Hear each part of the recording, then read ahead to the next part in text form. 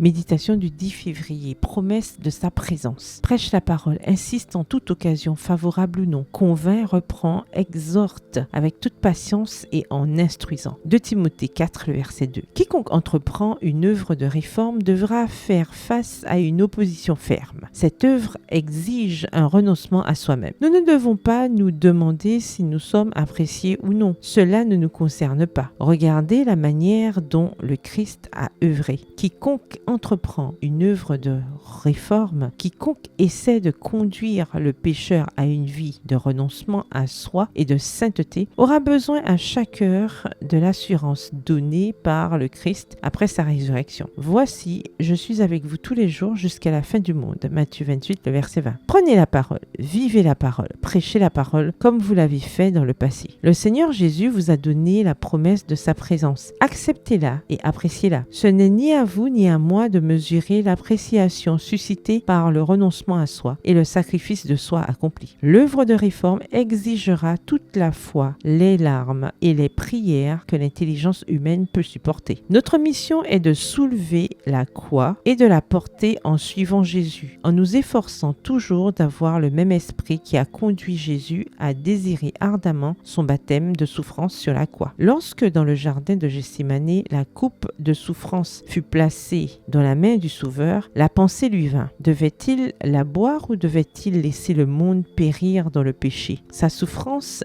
dépassait la compréhension humaine. Alors que l'agonie de l'âme s'abattait sur lui, sa sueur devint comme des grumeaux de sang qui tombaient à terre. Luc 22, le verset 44. La coupe mystérieuse tremblait dans sa main. Dans cette terrible crise, alors que tout était en jeu, l'ange puissant qui se tient en présence de Dieu est venu aux côtés du Christ, non pas pour lui prendre la coupe des mains, mais pour le fortifier afin qu'il la boive, avec l'assurance de l'amour du Père. Le Christ a bu cette coupe et c'est la raison pour laquelle les pécheurs peuvent venir à Dieu et trouver le pardon et la grâce. Mais ceux qui partagent la gloire du Christ doivent aussi partager ses souffrances. Allons-nous prendre notre croix et comprendre avec intelligence ce que signifie suivre le Christ en pratiquant le renoncement à soi-même à chaque pas? Extrait de la lettre 66 datée du 10 février 1906 adressée au pasteur et à Madame S.N. Askel. Bonne soirée, que l'Éternel vous bénisse.